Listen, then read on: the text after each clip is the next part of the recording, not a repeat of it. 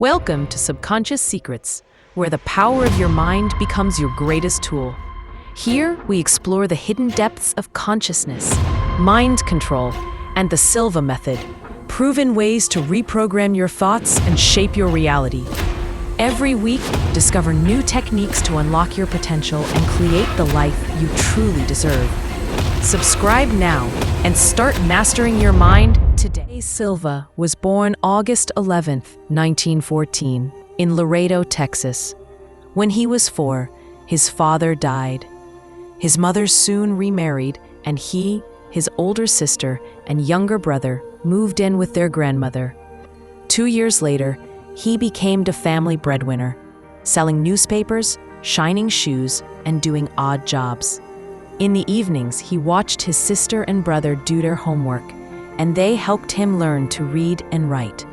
He has never gone to school, except to teach. José's rise from poverty began one day when he was waiting his turn in a barber shop. He reached for something to read. What he picked up was a lesson from a correspondence course on how to repair radios. José asked to borrow it, but the barber would only rent it, and that on condition that José complete the examinations in the back in the barber's name. Each week, José paid $1, read the lesson, and completed the examination. Soon, a diploma hung in the barber shop, while across town, José, at the age of 15, began to repair radios. As the years passed, his repair business became one of the largest in the area, providing money for the education of his brother and sister, the wherewithal for him to marry, plus eventually some $500,000 to finance the 20 years of research that led to mind control.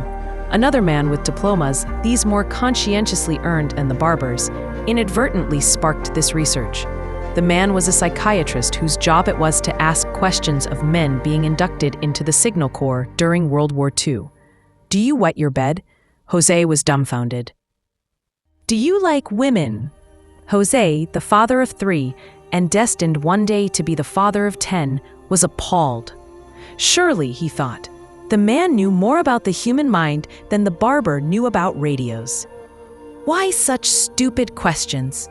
It was this perplexing moment that started José on an odyssey of scientific research that led to his becoming, without diplomas or certificates, one of the most creative scholars of his age. Through their writings, Freud, Jung, and Adler became his early teachers. The stupid questions took on deeper meanings, and soon, José was ready to ask a question of his own. Is it possible, using hypnosis, to improve a person's learning ability?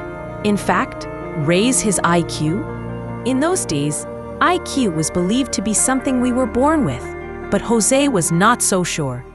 The question had to wait while he studied advanced electronics to become an instructor in the Signal Corps.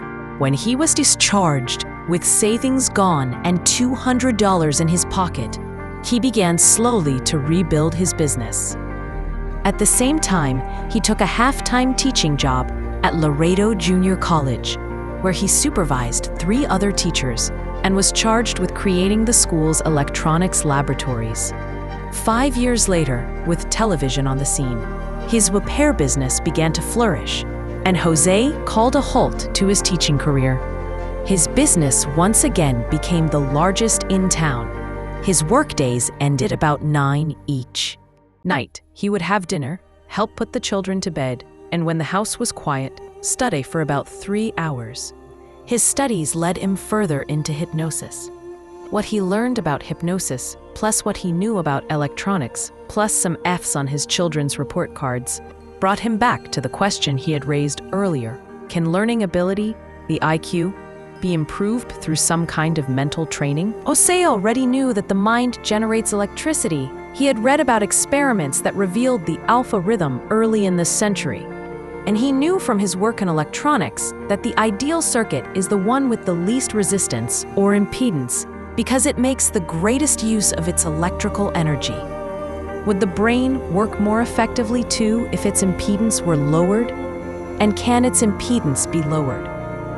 José began using hypnosis to quiet the minds of his children and he discovered what to many appeared to be a paradox. He found that the brain was more energetic when it was less active.